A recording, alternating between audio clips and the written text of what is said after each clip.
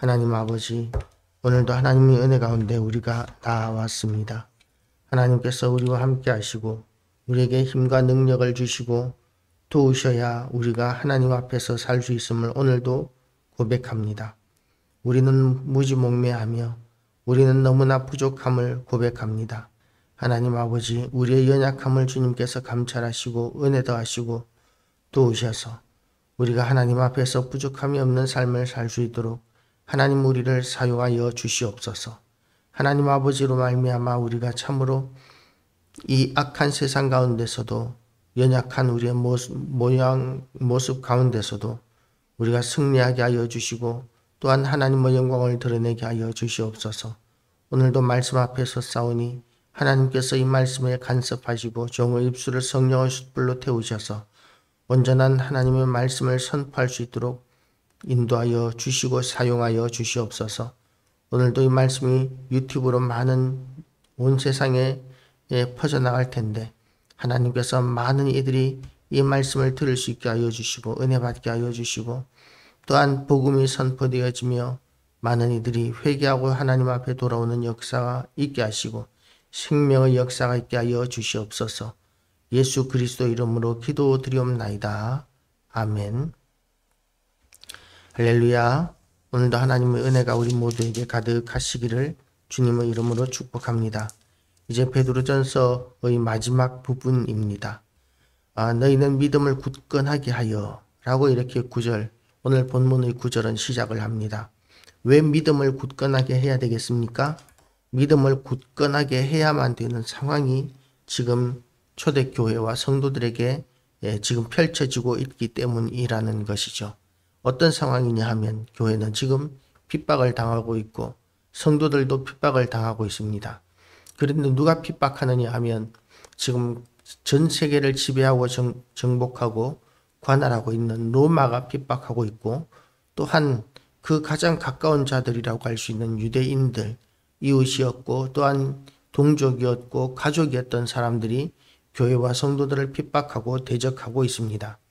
그러니까 지금 초대교회의 상황은 암담하다라고 이야기할 수 있습니다. 교회는 아무런 힘이 없습니다. 또한 성도들도 거의가 주류가 노예라든지 가난한 자들이라든지 하층민들이 초대교회의 구성원들이었습니다. 그래서 로마의 핍박이나 또는 이런 유대인들의 핍박에 대해서 저항할 수 있는 힘이 세상적으로는 교회에 아무런 힘이 없는 그런 암담한 상황이다 라고 볼 수 있는 것이죠. 그런 상황에서 우리가 그 모든 핍박과 모든 불의에 대해서 이길 수 있는 것은 믿음 밖에는 없습니다. 믿음을 굳건하게 하는 것이죠. 그래서 그 믿음을 굳건하게 하기 위해서는 누구의 도움이 필요하냐 하면 절대적으로 하나님의 도우심이 필요합니다. 하나님께서 돕지 아니하시면 우리는 믿음을 굳건하게 할 수 없습니다. 성령께서 우리를 도우지 아니하시면 우리는 믿음을 굳건하게 할 수 없습니다.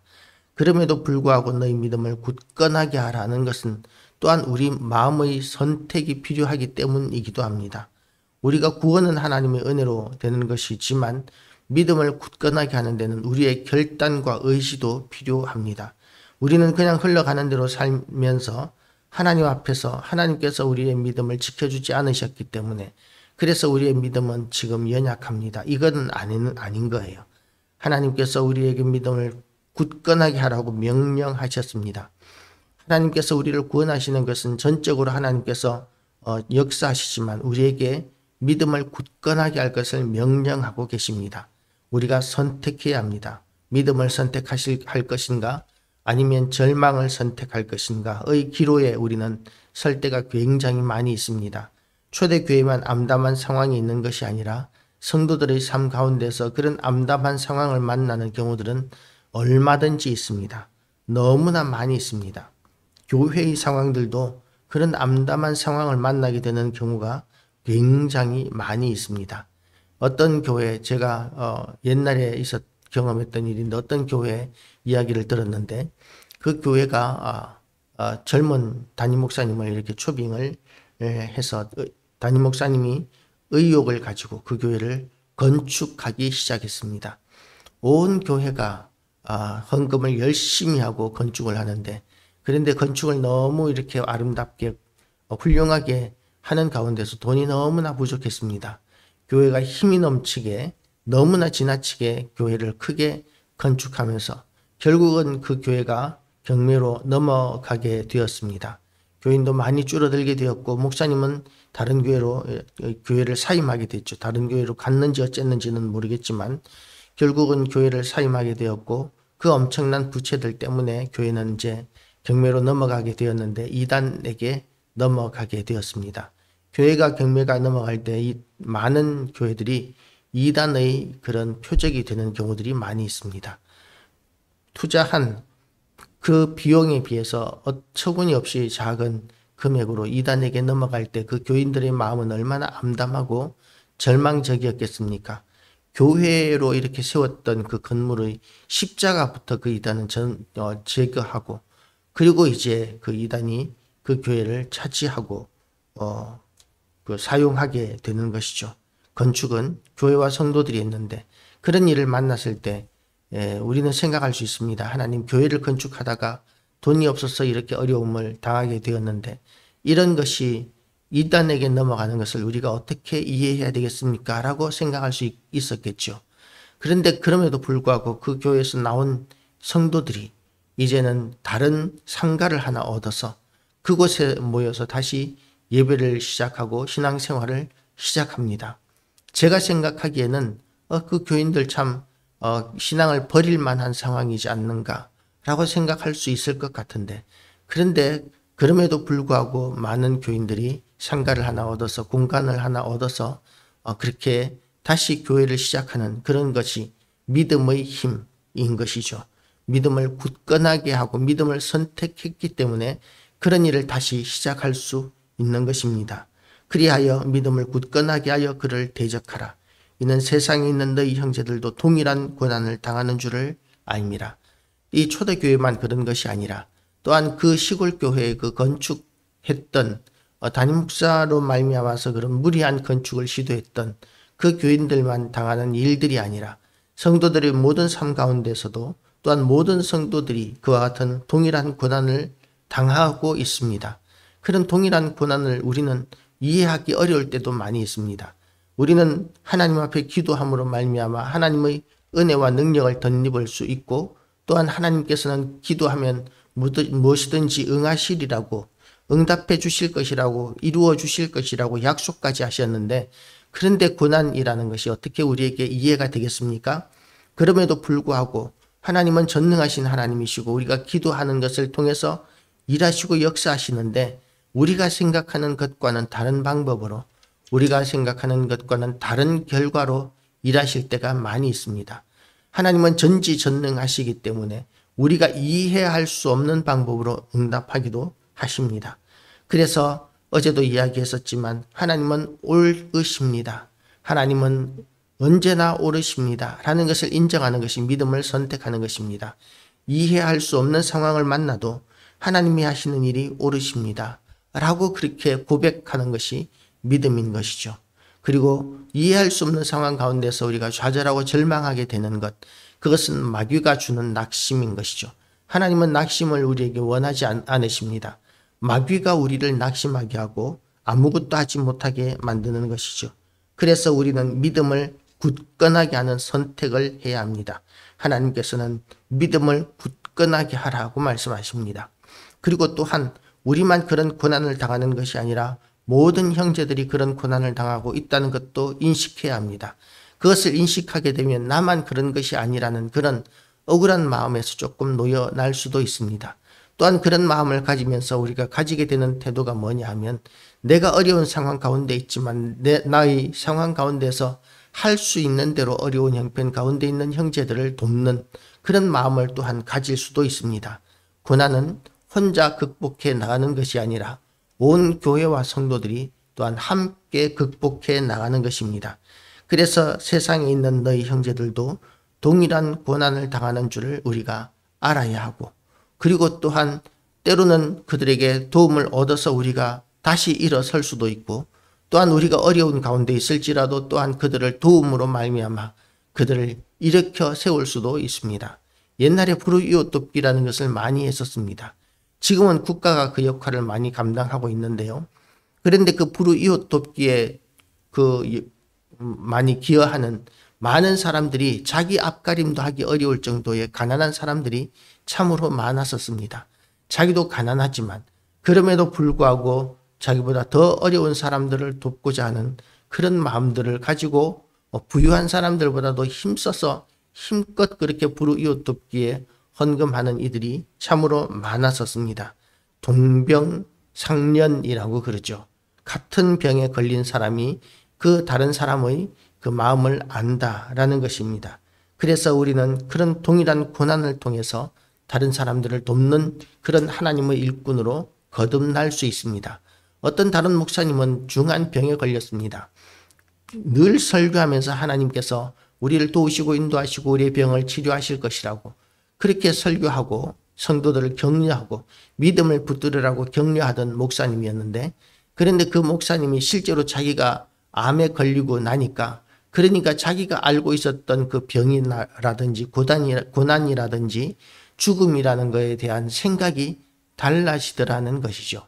지금까지 자기가 알고 있었다고 생각했던 것들이 그것이 다가 아니었다는 것을, 그렇게 자기도 죽을 병에 한번 걸려보고 나니까 알게 되더라는 것입니다.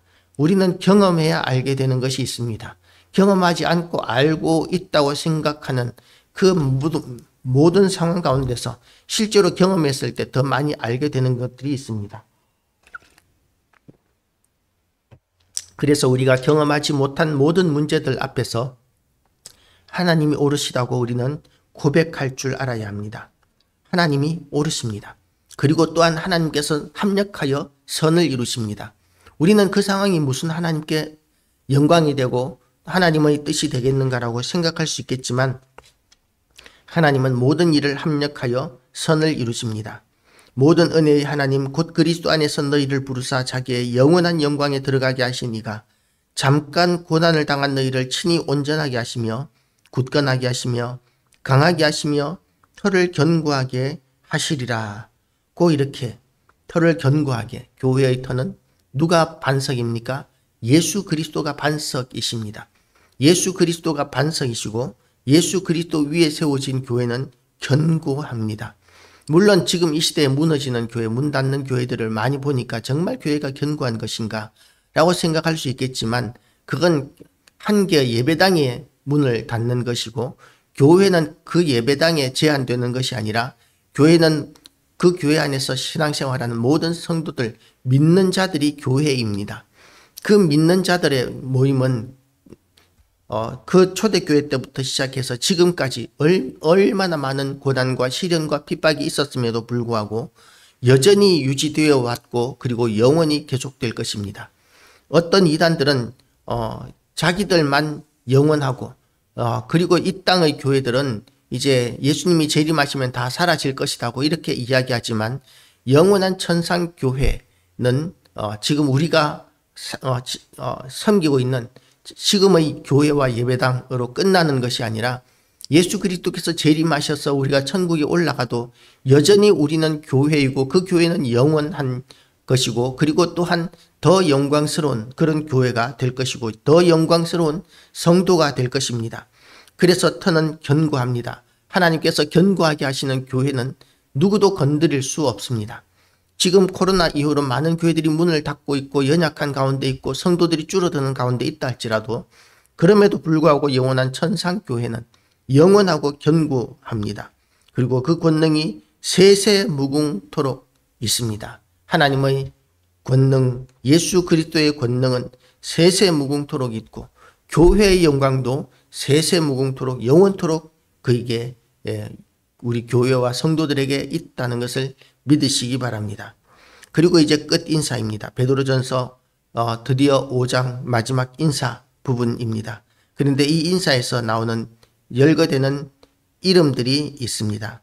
내가 신실한 형제로 아는 실로 안으로 말미암아 너에게 간단히 써서 권하고 이것이 하나님의 참된 은혜임을 증언하노니 너희는 이 은혜에 굳게 서라. 실로아노가 나왔죠. 또한 택하심을 함께 받은 바벨론에 있는 교회가, 바벨론에 있는 이 교회는 어떤 교회냐 하면 로마 교회입니다. 로마 교회라고 이렇게 이야기하면 당장 로마 교회에 더 많은 핍박이 들어올 것이기 때문에 로마에 있는 교회라고 이야기하지 못하고 세상을 뜻하는 바벨론 교회라고 이렇게 이야기합니다. 바벨론. 지금 이 시대에도 바벨론이라고 이야기할 수 있습니다. 악한 영들이 장악하고 있고 교회를 대적하고 핍박하고 성도들을 대적하고 핍박하고 있는 이 세상이 또한 바벨론이라고 이야기할 수 있습니다. 너무나 강한 나라가 바벨론이죠.